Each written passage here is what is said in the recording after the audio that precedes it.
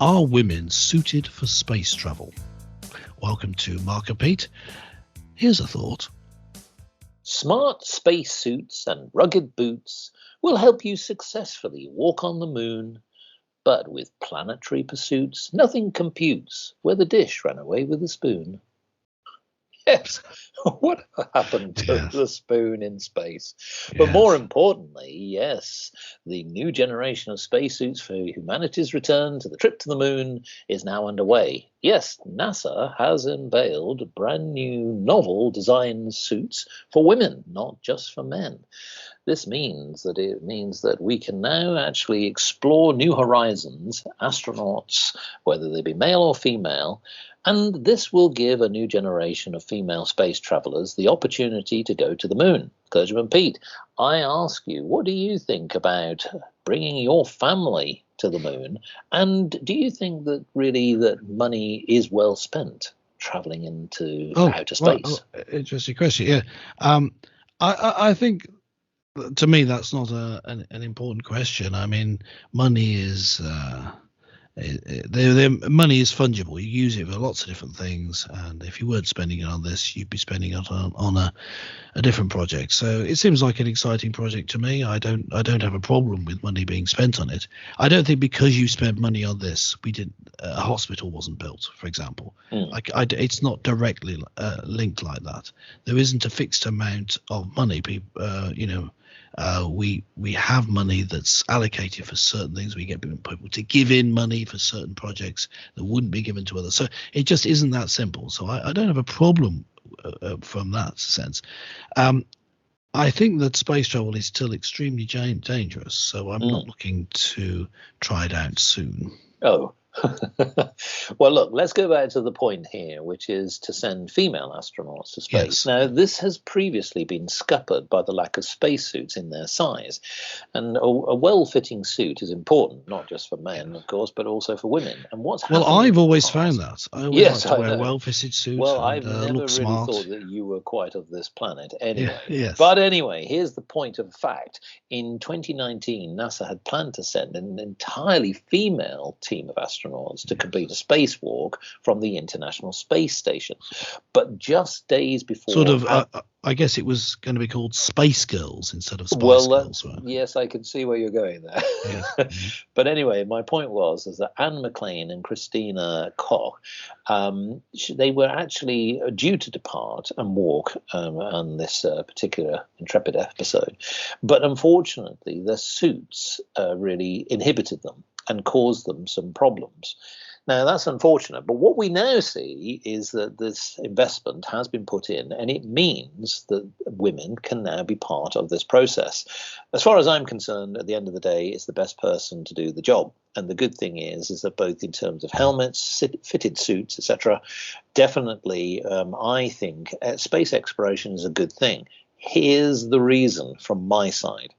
Many engineers and scientists have discovered that, of course, there is the potential of water and many minerals and valuable resources on other planets, not just the moon, but also on other planets as well.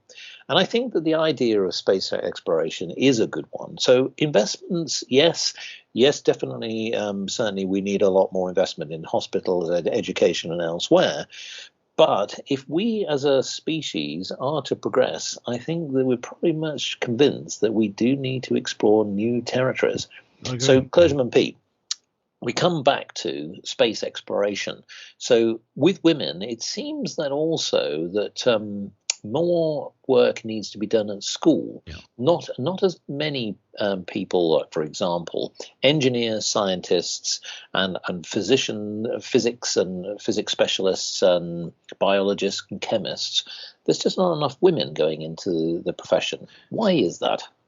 Well, I think the simple answer is that they don't want to do it. I don't think it is a problem. I've worked in education, and there are many brilliant I taught physics, brilliant girls at physics, and also brilliant boys. I was teaching the top level students in the school, but The fact is that not as many women want to do it for all sorts of different reasons. I think it's a matter of choice.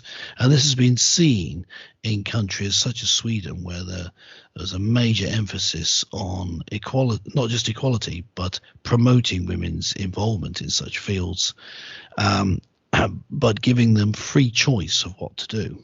Yes. And they, if anything, no, not just if anything. What happened was there was a move towards women taking the more traditionally female professions. I think it's just what women want to do. I don't think that in itself is an issue.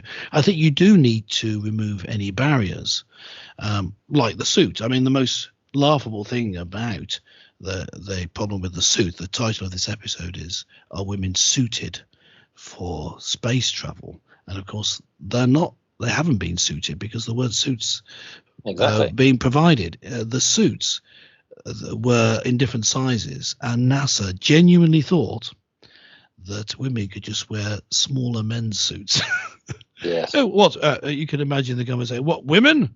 They're just like small men, aren't they?" There were other differences as well. Yes. And so I think this move to have spacesuits that are specific tailored to them removes a barrier. I would like to see women going to space and being part of all, having expertise in physics and engineering, which would be expertise you needed to go to space. But it'd be good to have more women in those areas. But the way that you do is by removing barriers and encouraging them. But you can't force them. No, but there is one thing that is important, and I do think that, I don't know, maybe you don't want to take your family to outer space, and maybe not just yet. Not just yet. But here's the thing: scientifically, both men and women being put under scrutiny and rigors and training is crucial from the point of view of understanding respiratory requirements. So whether it be the amount of oxygen a man needs versus a woman, the right type of pressures for the astronauts, what sort of effects it would have on people's lungs, etc.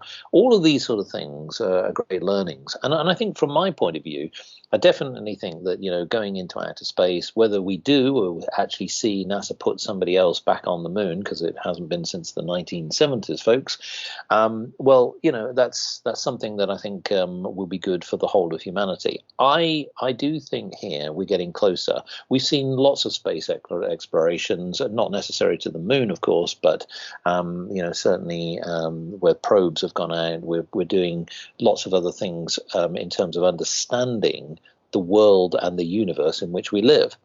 So here's the thing then, Clergyman Pete, I ask you as a closeout, I think we should ask our listeners, do we think, at what point in time do we think that we can have an entire family living on the moon?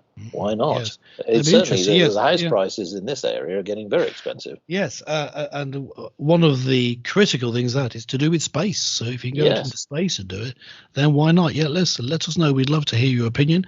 Go to markandpete.com, make sure you're subscribed, and leave a comment on this and every episode. But for now, it's goodbye from Mark and myself. And remember, it's one small step for woman, but one giant leap for womankind. Bye for now.